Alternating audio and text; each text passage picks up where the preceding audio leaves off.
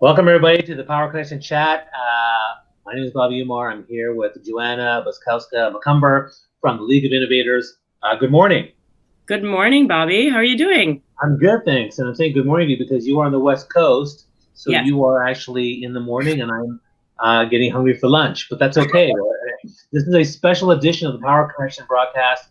Normally we are on Mondays, Wednesdays, or Fridays around 8:45 a.m. Eastern Standard Time. Today we're on around lunchtime. So the topic today is kind of exciting. We're going to talk about why youth entrepreneurship is the wave of the future.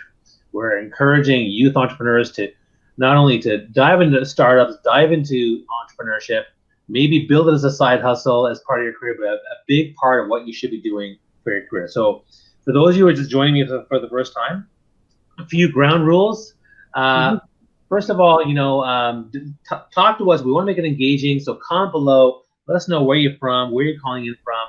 Are you from North America, South America, Africa, Asia, Europe, Australia? Let us know. Number two, ask questions. So, Joanna's here. She's an expert. She's the executive director of the League of Innovators, and she has a ton of knowledge in this area. She's very passionate about it. So this is a chance for you to ask any question about youth entrepreneurship, innovation, startups, and all that kind of stuff. So put questions in, and while we're here for the next 30 minutes or so, we can answer any questions you have.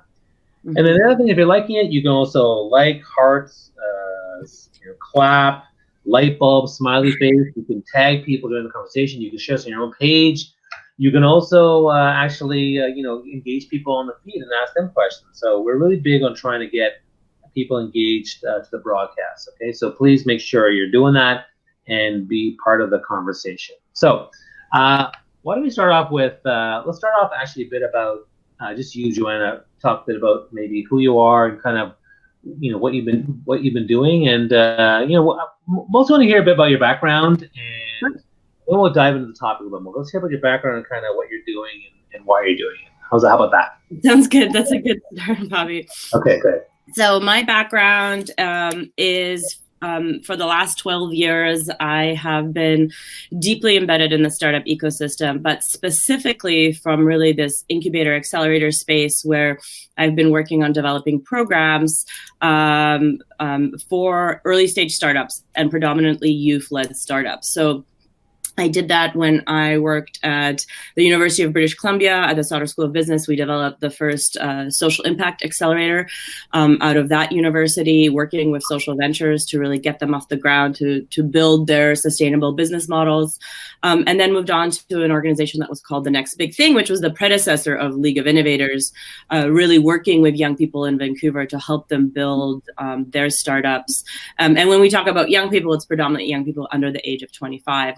Now, my background beyond that is really in the realm of marketing strategy, social entrepreneurship, as well as developing learning experiences that are really outside of the school setting and really leverage the real world experience of working with business, working with big partnerships, et cetera. So that's sort of my background. I'm really passionate about making sure that we look at business models and then look at the big challenges that exist in our world and put those two things together to really create really powerful solutions and businesses that have social purpose, that have really big potential in the world.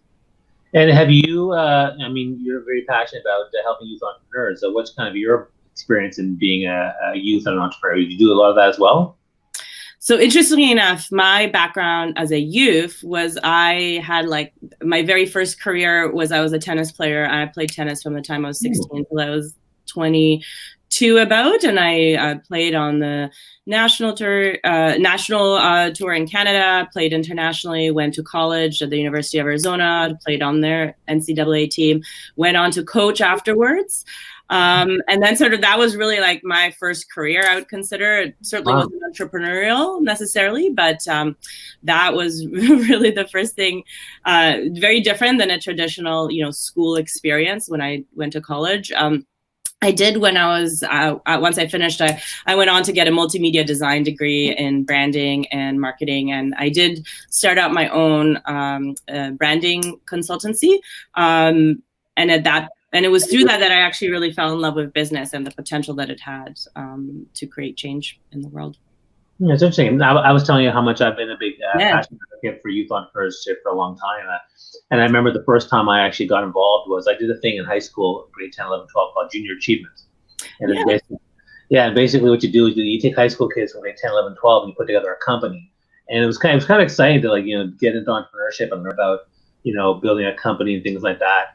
And through Mhm. that program, they actually invited me to speak to a bunch of grade 6 students to talk about business basics. And I Yeah. talked about the importance of business and manufacturing and processes and entrepreneurship. And that actually was the first time I ever did public speaking Yeah. back in the day. And I remember I was 15, and it launched everything. Like everything I've been doing now as a professional speaker for 15 years now.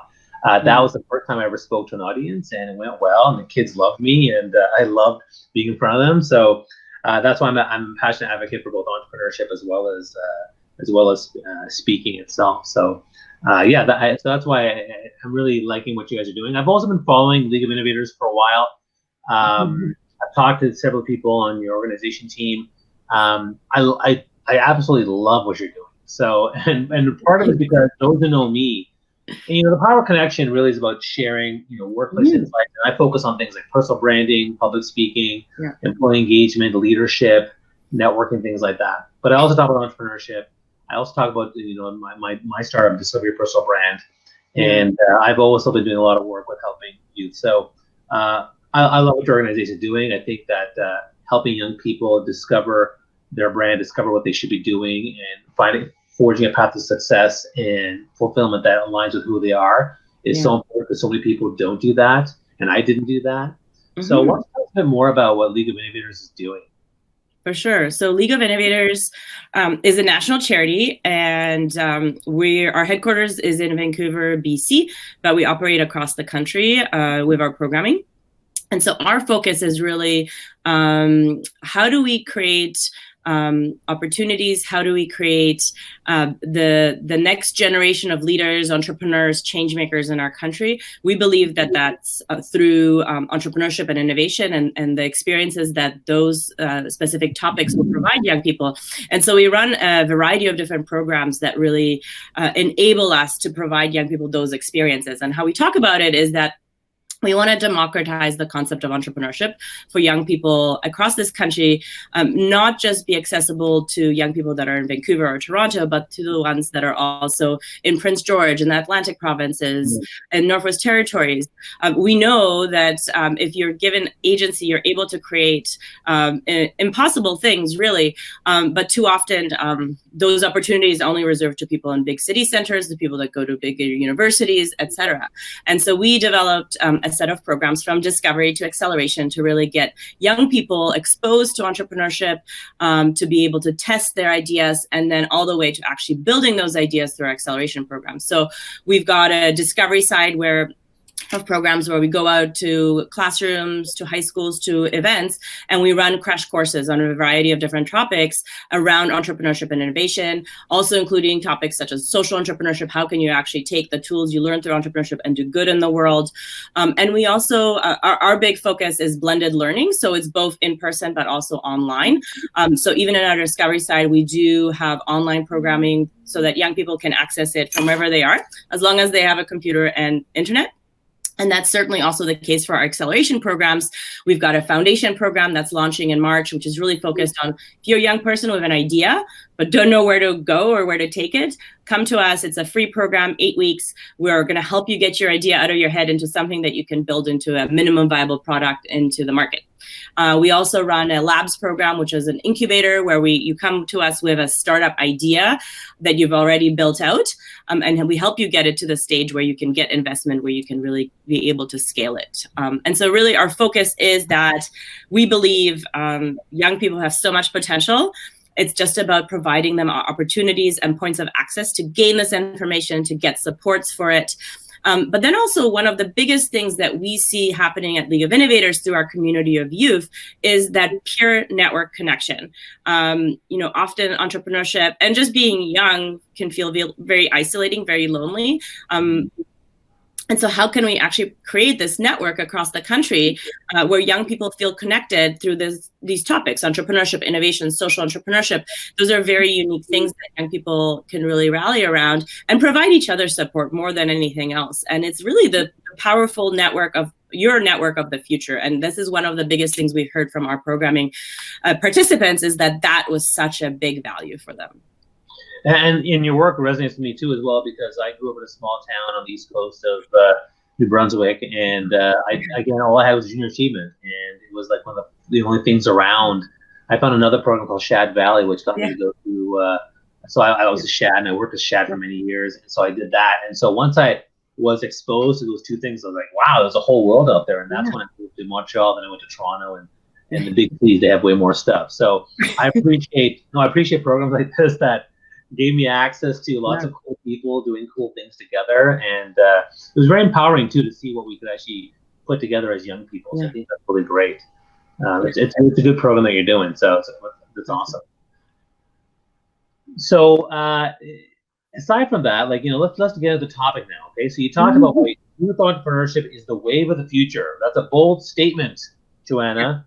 Now you got to back it up. So let's see. And again, if you're just joining us, we're talking to Joanna from League of Innovators about why youth entrepreneurship is the way of the future. If you're joining us, please ask questions, share your comments. We'd love to engage you. But Joanna, talk a bit more about why you think it's so important. Well, for a couple of reasons. Obviously, youth, and so when we work with youth, it's typically under 25. But when we look at youth more broadly, we also start diving into young people over the age of 25. And so for this case, when we look at millennials and then certainly Gen Z, so that's the generation that's coming after the millennials, when we look at those two groups of demographics together, that in the next 2 to 3 years, those are going to be the largest proponents of the population across the world. They're going to be our leaders. They're going to be the entrepreneurs of the future. They're going to be politicians, change makers, etc. And they're also going to, come to the world. They're coming to the world with more challenges, more crises across the globe, and then nationally and locally than any other generation. At the same time, though, they're the most connected generation. They're the most informed generation that we've ever had. And yet our systems that we have to educate them, to provide them experiences, haven't really changed in the last 100, 150 years. And so we're really not effectively preparing our youth for the future. We strongly believe that experiential learning, and there's a lot of research coming out around this, that experiential learning obviously is really the way of the future. It enables people to not only get the thematic or topical skills, but also the skills that are, we often call them the soft skills, but these are the skills that are actually transferable from careers, across industries, across your lifetime, really. And so how can you learn them? They're really only learned through experience. We believe that those experiences are entrepreneurial experiences. So for instance, Bobby, you were talking about it when you were younger and you got to create a company and test it out. You got to learn presentation skills, you got to learn teamwork, you got to learn communication skills, etc. And so we believe by trying out entrepreneurship, by trying out, innovative projects, that is really your opportunity to learn as a young person all these different skills that are really going to be transferable to any career. And this is what we always talk about is sure, we work with lots of young people that have business ideas that then go on and have those ideas be really turned into a business that makes money. And our focus is, yes, we want to help those companies be successful. And there's a good portion of them that are. Lots of our entrepreneurs have raised significant seed rounds, built their businesses to multi-million-dollar businesses. But really, at large, those young people have gained some tremendous skills, confidence skills, ability to negotiate, networking, taking agency and ownership over your own career, and being able to navigate really difficult changes. And what we're seeing, especially in this day and age, is that, the career of the future, we actually don't know what that career of the future is going to be. And so how better to prepare everybody is then to be able to sort of forge that future themselves versus wait for something to happen. So we believe that entrepreneurship is actually that, is like anybody can really be able to create something of their own and then be able to gain these skills. And, you know, every once in a while, that person that creates their own project or startup is going to be very successful, and then is going to really pull the rest of the community up as well. And I personally believe that entrepreneurship or having a side hustle per se is something that every single person should do. I mean, yes, it's fine to have if you want to go a corporate career, that's fine. There is going to be some need for that. But I think in the new kind of gig economy and the knowledge economy, I think it's important for us to, you know, have something outside of that, you know, fuels our passion, fuels our fire, innovation, and, you know, gets us doing stuff that really challenges us. Because I think that you learn, one of the best things about entrepreneurship, I find, is that you learn way more. Like I've told many of the young people I mentor or I speak to when I speak at audiences, they'll say that, you know, 2 years in a startup or an entrepreneurship thing will teach you way more than anything. Like, because the thing is, most people when they graduate university and they do corporate, I mean, they're really not doing very much for 10 years. Like when I remember I graduated and I my first job as an entrepreneur, as an engineer, I probably used about 10% of my degree, and I did the same thing over and over again for 4 years. Like I hardly learned anything. And when I left, I was like, oh my gosh, like I don't know anything. Like, it was like really, and that's just the technical stuff, not even the soft skills stuff we talk about. So I'm a huge believer that it's so important. And, well, and especially, and I just add to that too, like you know, what we see, what I've got I'm so lucky to sit in the spot that I do, because I see so many young people when they come to us, they're, you know, fresh out of school or they're coming out of a corporate job, and this is their first deep dive into something of their own. And the amount of growth that we see that young person be able to gain, that's pretty incredible. And you're not able to do that necessarily in a corporate career, because you're not really thrown out there. You're not thrown out there to have those sales calls, to go out and meet advisors, to like really take ownership of it.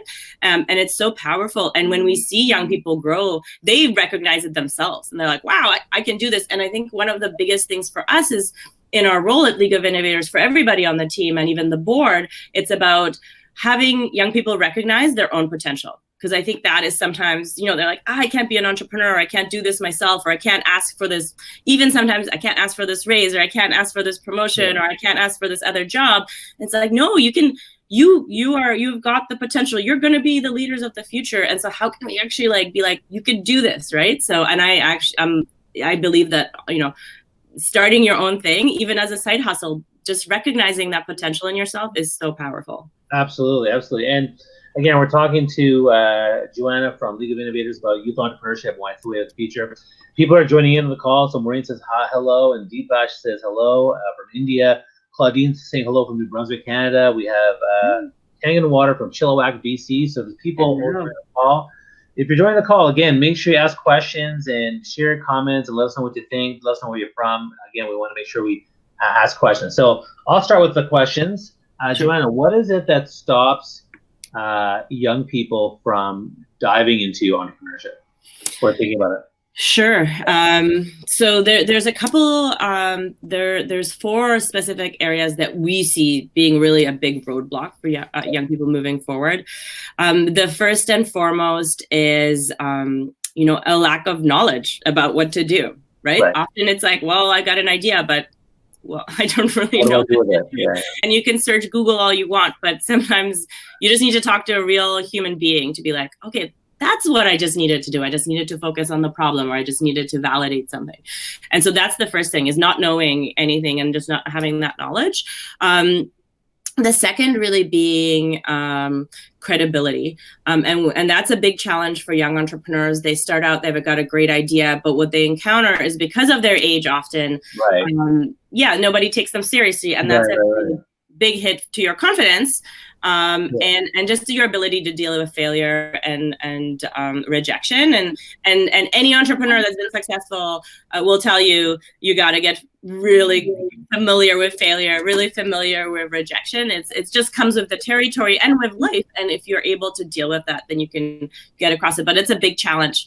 Then the third and a big one is just financing and money, right? You know, you might still have student debt. You might still be in school. You sometimes a lot of young people, they haven't even had a first job yet. So you don't have that savings, you don't have that capacity. You certainly can't go out and take a business loan out of the bank. Your line of credit is probably non-existent. And so that's a big challenge. So we try to work with, I always tell young people, like, try to figure out how to bootstrap this, try to figure out how to do this on the cheap. But financing is a big challenge for young people, and it's not as much for people in their 30s and 40s that have more credibility, that have a financial history. And then lastly is access to networks. You're young, you don't have that professional network yet, so you don't really know who to ask or even who to go to support you. One of the first things I tell young people is, if you're serious about starting your business and getting it off the ground, go out and meet as many people as possible. And I don't mean like go to networking events and meet people, but like go to LinkedIn, as we're on LinkedIn right now. Sure. And figure out who's in your industry, who are the leaders, who do you want to talk to, and just start connecting with them. And you know what? Yeah, you're going to get rejections. People might not respond, but it's like the one or two people that are going to respond to you, they're going to be so powerful. Start building that network. It's really going to be helpful, because in the moment when you're building your startup, you're going to need to know people. They're going to become your advisors, your board members. And so get out there. There's lots of ways to build networks, and it's about really relationship building. At the end of the day, a powerful network is the relationships that you own as an individual. And that's always been one of my biggest messages and lessons when I first started as a speaker. I started becoming a fresh speaker in 2007, and one of the first things I talked about was the power of people.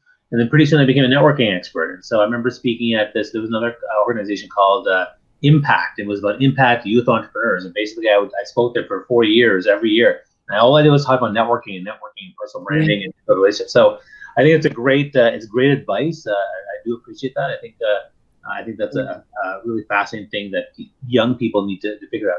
I'm curious about, you mentioned that you're focusing on 25 and under. So if you're focusing mostly on Gen Z, is that right? Is there a reason for that? Yeah, so definitely. And part of it is because of these challenges, right? Because that generation in particular and age demographic is the one that's hit the hardest with a lot of these challenges. And so how can we really support them in this very early part of their career, when they do still have a lot of challenges that obviously exist, like that I just mentioned, but also in general, what we see young people in that age group are overwhelmed with their choices or the lack of choices in their careers. It can sort of come both ways. What we're seeing is much higher unemployment rates than the national averages, but also underemployment. So young people going from their degrees in university and then going into jobs that are well under their sort of potential. And so how can we really provide those young people opportunities for learning, for connection, for really support in building their ideas and providing them these experiences? Everybody else, and people are always like, why can't I go into your program? I'm 35. I'm like, every other program is built for you. You can go there if you need to, right? So, but there's very few actually that sit outside of high school or university, and they really are able to connect young people across different regions. So we have the JA programs, which are awesome at providing young people in high schools in classroom opportunities. You got the We movement, providing social entrepreneurship experiences in classrooms. And we have the SHAD program, mostly for the university level students, but we don't have much that exists outside of that really connects young people, whether they're in school or not, or whether they're in college or university, or whether they're in Moncton or whether they're in Vancouver, right? So like, how can we actually create an opportunity for all these young people to leverage themselves, right? Because that's, again, it's about coming back to this powerful network. And what we see is young people after, now that we've got about close to 300 young entrepreneurs in our alumni network in League of Innovators. It's now we're seeing young people coming together, building new startups together, or joining forces on this, somebody's startup. Somebody else's startup didn't go very far, but now they're like, oh, well, the opportunity is here. Or just being able to connect, they're traveling to different cities and now they can pick up the phone and really connect. So We see that this is the next generation, and they need all the support they can get, and we're super committed in making them achieve the bigger things that they're capable of doing, that we know that they're capable of doing. And the world is really probably going to require them to do that, to step into those shoes much earlier.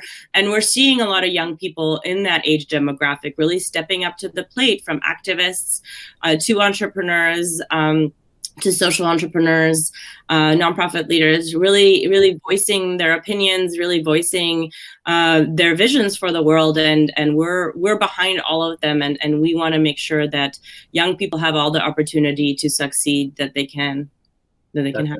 That's awesome. There's a question actually already by somebody. Okay. My question is, how can I have the confidence to quit my day job and do full-time work for myself?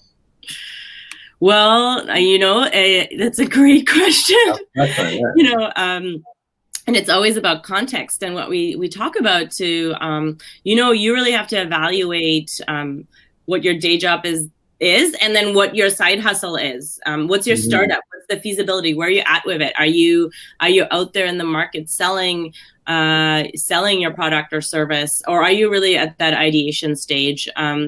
And the reality is, until you've got, funding, whether it's coming from revenue, whether it's debt financing, so having a loan or a line of credit, or whether it's coming from investment dollars, so equity, so from angels or VCs to really support your salary, I always make sure that I tell people, you really have to figure out your runway, because a lot of people are like, I'm just going to dive into this startup thing, and we strongly advise against doing that before you've got something that's really gaining revenue. So make sure you really understand the problem that you're trying to solve through your startup, really understand the solution that you're creating, and is it viable before you dive in with 2 feet, or head first, I should say.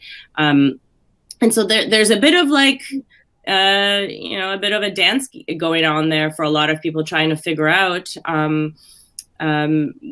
what to do at that stage, but you need to see traction with your startup. You need to see that people are coming, and there's an increase in purchase or revenue before really diving in and doing it full force. And I get that question a lot too. So when I coach clients who want to transition from working at a company and diving into entrepreneurship, right? They always want to know what's the transition for that. Yeah. And so there's always there's the hard transition where you quit what you're doing and just dive in. Now the advantage, of course, you have all this time put into the business, and you have all this time and a lot of hustle and drive and whatever. But there's other people that want some stability with and they do kind of a part-time switch, and sometimes it takes a long time. Yeah. The disadvantage, of course, is you have less time. But in either case, to your point, you have to make sure whether you're diving full time and giving yourself a year, or whether you're doing it part time, you need to make sure what you have is a viable business and make sure it makes sense. And then then there comes a point of you start generating revenue, or the opportunity is good.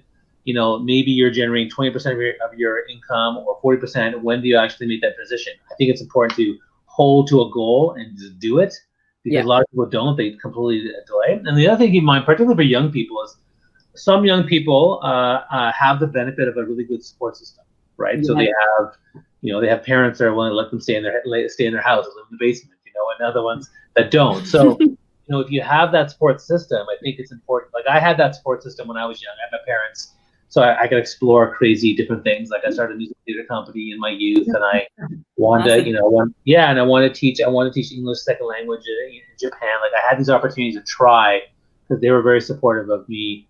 At least supporting me if I screwed up, right? So I think that's really important to understand. Yeah, exactly. And that's the thing. And we always talk about, start early. You want to dive into the idea, and you're debating and you're 19, 20, just go and do it. And you typically, it's not the case for everybody, but typically you've got more support at that stage. You're not out there on your own. You're not paying a mortgage, you don't have kids, you don't you don't have all these responsibilities that come with age, and so this is the time to really explore. Now let me ask you a harder question, okay? Because I'd love to have it's a similar situation for me. So I talk about personal branding a lot. So DYPP is about personal branding, and we go into companies and organizations, talk about the importance of personal branding for their employees. But Yeah. companies are terrified that if we get our employees to understand their values and figure out where they're aligned, they'll leave because they'll realize they're not aligned with the corporate values. And so, my take on that, and I have to educate companies on this. And so my take is like, look, if you invest in them, first off, the ones you invest in and the values are aligned, they're going to love you for it and stay longer. And number two, if they aren't aligned with who you are, where you're going, then you want them to leave. Like, you actually want to bring in new people. So this segues to my question, which is, how can corporations invest in youth entrepreneurship without getting over the fear of, the young people that are working for them leaving? That's a great question, and my personal opinion is that by providing any employee, let alone young people, opportunities to experiment, to be innovative, to really, step into their potential and recognize what that is only going to benefit a company's growth and performance. If you've got engaged employees, and especially with the next generations, you've got a more engaged workforce, and that may, and I think for the last 30 years, companies have gotten very comfortable with people sort of going up the ranks, and people stay at a company for 10, 20, 30 years sometimes, and that's just not what millennials, that's not what Gen Z is looking for anymore. They're looking for opportunities to grow, yes, in their career trajectories, but also in learning new skills, in becoming better people and better professionals, with the concept of that they will eventually leave. And this is an interesting change in the corporate world, is now new people coming into the corporate world are not necessarily looking to stay at a company for that long. It's not just about, this long-term safety that people are looking for. Now people are looking to really just grow their personal and professional skills. Yeah, they're like, what can you give me for the next 3 to 5 years? What can you give me in the short term? Yes, exactly. And then and you know what, companies that really are able to zero in on that and really provide their employees the professional development that helps them keeps them, though, at the same time engaged in their company. Not only does it help that company, but when that employee leaves, that's a positive relationship they'll have with that corporation. And we've seen this with companies like PayPal Mafia, even Amazon, and we see that with startups now that have grown, that have scaled, and people have left, have started their own companies, but now sort of feed back into that original company. So how can you actually position yourself and look at this professional development and this sort of outflow of employees in a positive versus a negative? It's not just people leaving. It's not a leaky pipeline. It's actually those people are seeding, talking about the amazing professional experience they had at your company, and that's only a positive for you. Yeah, and I'm inspired by many young people. Like Swish Goswami is a friend of mine. I know that he works with you guys as well, and that his work has been phenomenal in terms of what he's been doing. Really smart young man. And I knew Michelle Romanel back during the Shad days. And, we met at an event, and she was already very entrepreneurial, even before she became a huge success. And these people are, they're demonstrating some really amazing entrepreneurial ability. And what you also see is when you look at all the business leaders, like you look at all the dragons and the Shark Tanks, and you look at all the people that are doing great stuff. Most of these people were doing entrepreneurial stuff in their youth. And it wasn't just necessarily about a business. Some of them were doing, let's say, social causes, or some of them were running nonprofits or things like that. But it's just incredible, the skill set you get just doing 1 or 2 years of this kind of stuff. So I think it's just so important to get them out there. Oh, for sure. What do you do in terms of educating? What do you do in terms of educating the world and educating companies around supporting youth and entrepreneurship? So, in our work, we really try to work with our corporate partners and try to get out in front of other new partners that haven't joined the cause yet, but really talking about the potential of youth, not only for their company, but why everybody needs to support the next generation of young people, and specifically young entrepreneurs and activators and change makers. It's really about, providing opportunities for even that next generation that's going to come after Gen Z, right? So if we as companies and organizations are able to support Gen Z entrepreneurs and activators and be able to show that on social media, at scale, even within our companies, that's a great motivator to the next generation that's going to come after that, to see that there's potential, that there's really an opportunity for growth for young people, and that young people are being taken seriously. I think that is one of the biggest that's a huge indicator for young people to get excited about their careers versus dreading them. I know I talk to a lot of young people who are like, I gotta go to school, I gotta get, they're not excited about the next steps they have to get to, when it should be. It should be exciting to learn. It should be exciting to experiment. It should be exciting to sort of take on these new roles, but they have a lot of anxiety about that. So as a corporation, how can we really get ready for that and actually get young people excited about what's next? And it's really about creating those opportunities and spaces for learning for young people. The other way we talk about it as well to companies, and not just companies, but nonprofit organizations and then municipalities and government, is young people have fresh new ideas. They're the ones that are really looking in the future and saying, all these issues and climate crisis and capitalism and what's wrong with it is all going to be left to us, and we want to be part of that conversation, but we're getting left out. So what we talk about a lot is also like, if you have a board, if you are having community roundtables, if you're having events, panels, is there a young person or multiple young people from a variety of groups part of that conversation? Because if they're not, and you're talking about community or you're talking about the future of anything, then that's not really a valid conversation if young people are not at the table. So we talk about amplifying young people's voices and their messages and making sure we're always bringing a seat to the table for them, or multiple seats, because if they're not there, then we're not really crafting a conversation and certainly a future that involves them. What are some of the myths, though, that I'm going to cover this in two areas. What are some of the myths that people have about youth entrepreneurs, and what are some myths that young people have about entrepreneurship? Sure. So first, I'll tackle what are the myths about young entrepreneurs? So first, a lot of the myth is they're cocky, they know everything, they want to tell us how to do everything. They're social media wizards. Sometimes we get they're like disrespectful. They sort of walk in their own path.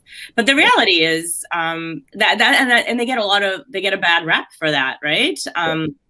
But young people and certainly young entrepreneurs are anything from that, right? What we see is the young people we work with, and I mean, you talked about Buczkowska-McCumber, who's like an incredible example.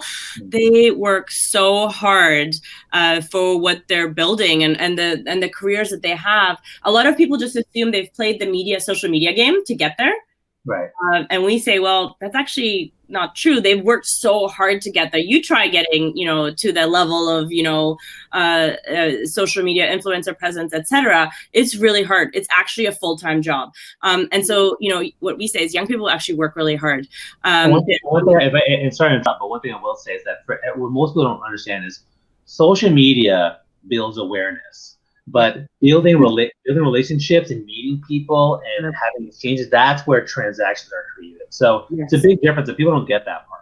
No, and they only see the surface level thing that they see on social media. What they don't realize is all the conversations, all the meetings, all the work that goes into actually creating all of that. And this is why we talk about the power of the network, is those relationships are so important. And I don't care how great your social media campaign is, if you don't have those relationships, there's going to be a disconnect there. At the same time, too, also, everybody talks about young people. They think they know everything. Every young person I've talked to, they're like, I don't know anything. Help me, teach me, right? So instead of viewing young people as almost, you get defensive, you see a young person. Instead of doing that, actually take them under your wing, start talking to them, support them, ask them what they need, where are they, having challenges, where do they need, knowledge, maybe where do they need development, instead of having almost this like defensive conversation about, oh, you're a young person, I don't know what to do with you. They need support just as anybody else. And if you ask them, they will tell you, which is great about this generation. I think in the last, I can't remember the last thing I was going to say. But anyways, young people, I believe, are amazing if you allow them the opportunity to be. And instead of looking at them as somebody that's figured it all out, think about yourself at that age. They're not that dissimilar to you. They just have different tools to communicate and to do things, but they're still searching for their own identity and for what they can create in the world. And then, what was the other myth about what young myth that you have about getting into entrepreneurship? So I actually think that's a myth that a lot of people have, not just young people, and that it's and it's this sexy thing you get because what everybody sees is the myth of entrepreneurship. They see people that are successful. It's mainstream. You're on the cover of Forbes. You're on the cover of Inc. But you again don't see what happens, and the background is that that overnight success was 10 years, 15 years in the making. And that person worked really hard. That's like their fifth startup that actually made it to that point. And then the reality is that entrepreneurship it's a very hard journey, and not to discourage people from getting into it, because everybody that I know that has been down that path loves it, right? They see so much value. Well, the rewards are tremendous, right? Tremendous. And not just like, you're on the cover first. The rewards of creating something of your own that's the tremendous part, that part of the journey of knowing that you've created that in the world. That's the powerful thing. But it is very difficult, right? You're going to have ups and downs. You're going to doubt yourself on the daily. You're going to doubt the steps and decisions you're making, because as an entrepreneur, you own all those decisions. A lot of people talk about decision fatigue.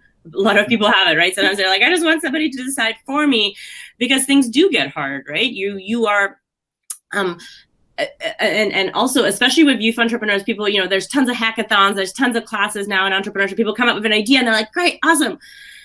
And we see this a lot in our acceleration programs. We accept a young person into the program because we love their idea. We love their team's idea. And they come into our program and we're like, this is going to be intense. It's going to, especially in our incubator program, it's 12 weeks. It's going to be content, yes, but we're going to work with you. You're going to work on this business 40 hours a week. And it's in the first 2 weeks that there's one or two teams that recognize that, like, oh, this isn't a school project anymore. This isn't like I can just do this overnight and then I have a flashy presentation. This is day in, day out. I got to, go out there, talk to customers, sell my product. I got to like hack everything together. It's not this, it's not like we're going to build it. Everybody's going to come to it. Nobody comes. You got to make people come. So. Yeah, no, that's a good point. And, again, for those just joining us, I'm talking to Joanna from Legal Innovators, talking about the importance of youth entrepreneurship and why it's the wave of the future. If you have questions after the broadcast over, put them below, tag us, so we can answer the questions even after the feed's done. You're welcome to share what you want. We're coming to the end, so I want to ask kind of one last question, which is, what is something that the people that are listening to this broadcast, what can they do to help you and help youth entrepreneurs moving forward? Like, is there anything you're looking for or need help or support with when it comes to the work you're doing with League of Innovators? Yeah, I mean, we're always looking for youth entrepreneurs. Obviously, we can't be everywhere, so we rely on our partners and our community to, if they know a young person that's even thinking about building an idea, send them our way. We want to hear from them. We want to figure out how we can support them. That's a really, really big part. And then also, if you're a seasoned entrepreneur yourself, you may be a little older, you've done this a couple times, we're always looking for entrepreneurial mentors.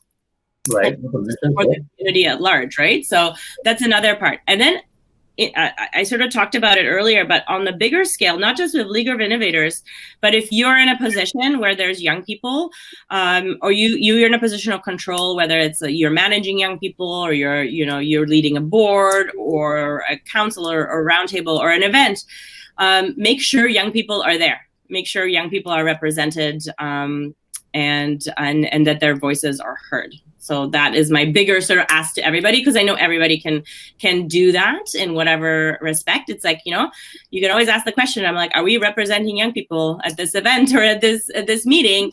And you know what? If there's nobody under 30 there, then you need to do a better job of inviting somebody. Well, that's great. That's great. And if people want to get in touch with you or League of Innovators, what's the best way to go? So the best way to go is you can tag me on LinkedIn, send me a message for sure. But you can also go on our website at theleagueofinnovators.com, and my email is up there as well. So if you have got a question and you want to send it to us, feel free. We're open, and we want to work with people that want to support young people across this country and beyond. Wonderful. And I will say that, dypb.ca is also supporting youth entrepreneurs, and with all our programs, we have an online program on personal branding to identify your personal branding elements, what makes you special, what makes you unique, and then you can design your own kind of path where you want to go. So we do appreciate all the people that work with us and what we're trying to do. And we love working with, partnering with League of Innovators. I think they're a great organization. They're aligned with what I care about too. So it's really great to interview you, Joanna, today. I really appreciate your time. Thank you so much for joining us. Thanks for having me. It was fun. Yeah. Awesome. So if anybody wants to ask questions, ask below. Message her, please, anytime you want. And check out leagueofinnovators.com, theleagueofinnovators.com. Check them out. And join us for the Power of Connection. We're actually here. This week is going to be interesting. I have all week booked. So on Wednesday, I'm meeting with Matt to talk about men's mental health. And then on Friday, I'm meeting with Stuart Knight, a famous, another fellow speaker like myself. And we're probably going to talk about speaking and social entrepreneurship and things like that. So thanks so much for joining us. Wish you guys all the best. Have a great week. Make it a good one. And we'll talk to you soon.